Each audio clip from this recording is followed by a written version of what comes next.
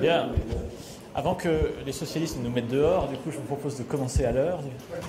Cher Charles, si tu veux nous rejoindre, ainsi que Paul, dans cette semaine, le groupe a souhaité mettre en avant 3 sujets qui vont vous être présentés. D'abord, au travers des questions au gouvernement, le sujet des déserts médicaux, qui fait l'objet d'une proposition de loi transpartisane portée par les élus de la Mayenne, qui sont au nombre de 2. Et donc, pour nous, évidemment, Yannick Favennec posera une question au gouvernement sur ce sujet avant la reprise des débats dans l'hémicycle. Paul Molac posera également une question demain, et nous aurons l'occasion, du coup, d'intervenir sur les sujets budgétaires qui ont fait l'objet d'annonces inattendues, voire tonitruantes de la part de l'exécutif, qui peut-être présage d'autres annonces référendaires qui feraient l'objet d'un événement médiatique le 13 mai, qui est une date historique chargée d'émotions. Donc on aura l'occasion du coup de passer la parole à Charles de Courson pour refaire le point sur la situation budgétaire, les perspectives de travail et la réalité des perspectives de travail du Parlement en lien avec le gouvernement avant les annonces de juillet, et ce qu'il faut penser de l'idée d'un référendum budgétaire dont les juristes, depuis 48 heures, cherchent à faire le tour. Voilà. Peut-être d'abord Yannick.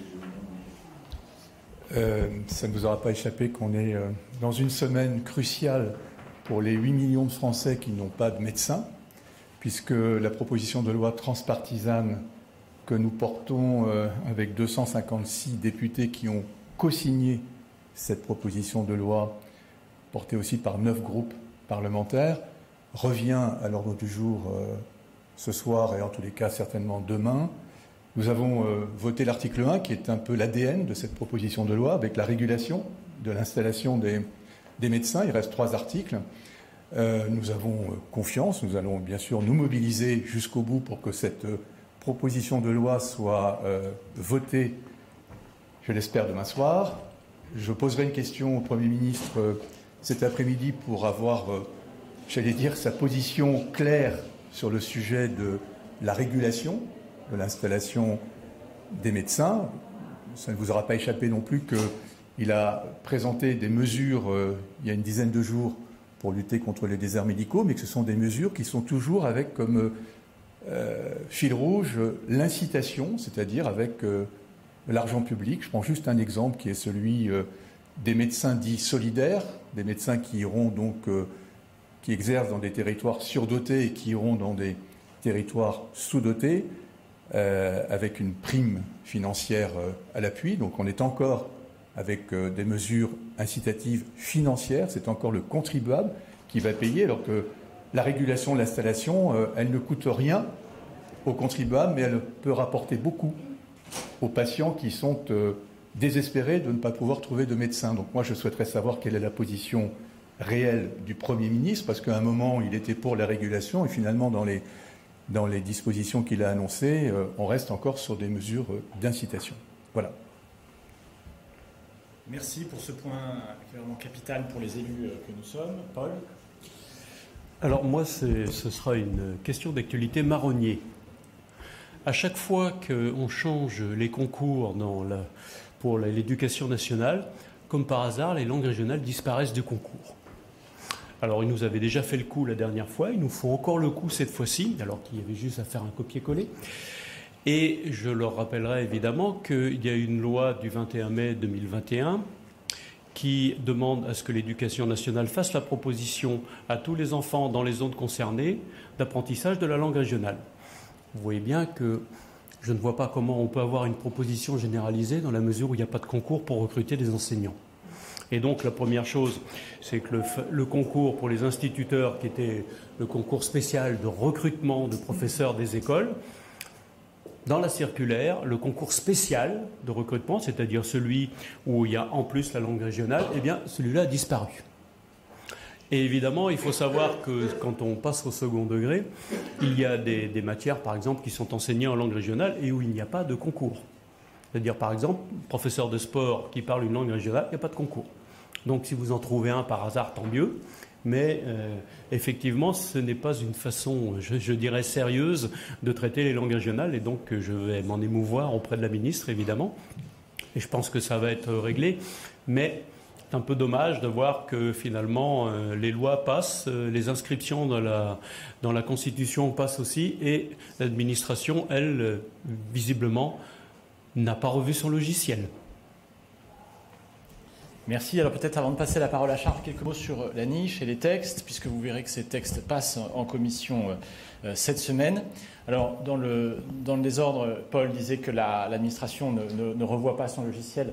On en a un autre exemple avec la proposition de créer une médaille du mérite pour les sapeurs-pompiers, qui est une demande portée par les sapeurs-pompiers de toute la France depuis de longues années et qui suscite un vif émoi de la chancellerie.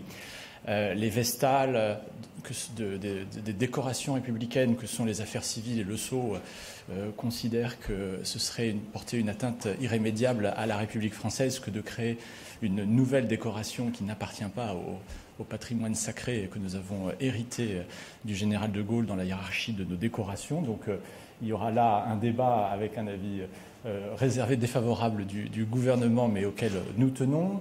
Il y a le texte sur la mortalité infantile porté par Paul-André Colombani, qui fera l'objet d'un compromis en cours de construction sur l'idée qu'il faut établir des critères précis pour permettre de pérenniser les maternités, notamment dans les déserts médicaux qui sont et les territoires les plus isolés. Il y a là une attente très forte et qui a des conséquences sanitaires majeures pour la population. Donc la marche du texte est plutôt positive.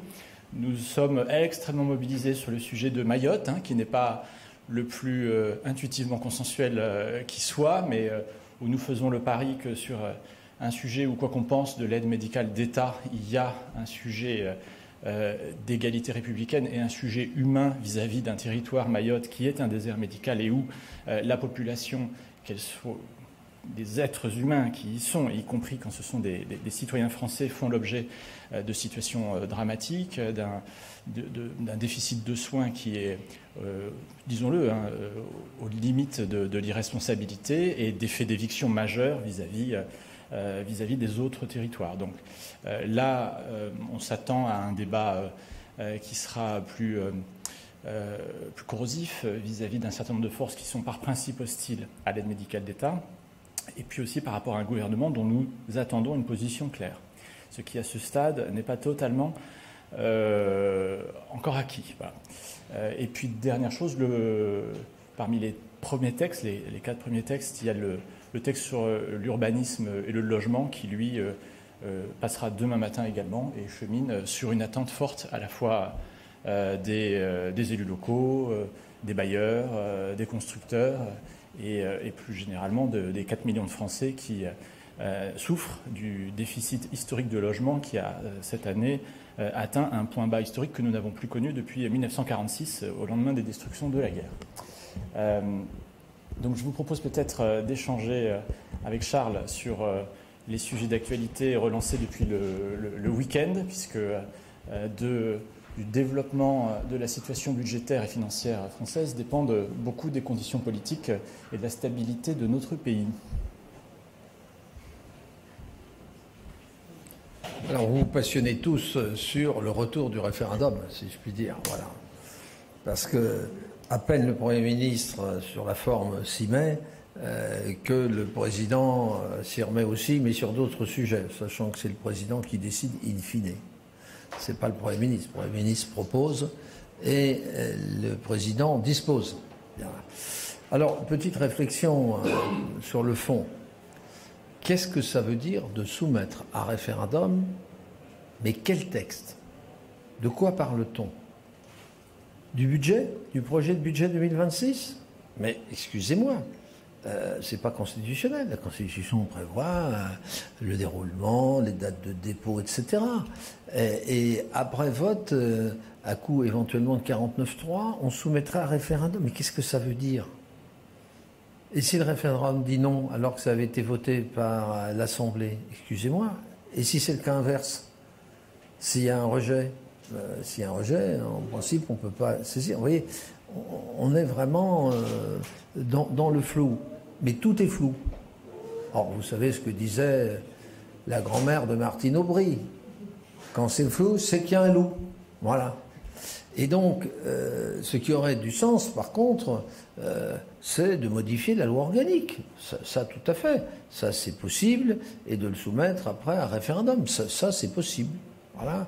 Mais pour faire quoi? Pour fixer dans la loi organique le principe qu'on doit revenir avant 2029, non pas à l'équilibre, hein, mais à 3% du PIB. C'est-à-dire d'essayer de singer avec 10 ans de retard sur nos collègues allemands qui l'ont mis dans leur constitution fédérale. Ils l'ont mis, mais avec des atténuations. Hein, circonstances exceptionnelles, crise politique ou crise, etc. C'est sur cette base que l'ensemble des forces démocratiques allemandes se sont mis d'accord sur les 500 milliards pour la défense allemande. Ils considèrent que c'est hors le dispositif, que c'est une circonstance exceptionnelle. Voilà. Par exemple, ça aurait un sens. Mais tout ça, c'est des cogitations personnelles, puisque rien n'est dit. Et quand on interroge, on ne sait pas trop, mais peut-être que cet après-midi, c'est certainement, il y aura des questions au Premier ministre lui disant, pourriez-vous expliciter votre pensée? Cet après-midi, il y a aussi la Conseil financière des territoires. Ah mais ça c'est à 17h, là, vous anticipez sur le 15h, 16h15. Votre avis là-dessus? Est-ce que vous avez regardé le document qui nous a été remis? Non, vous ne l'avez peut-être pas. Ah, je vais vous le montrer.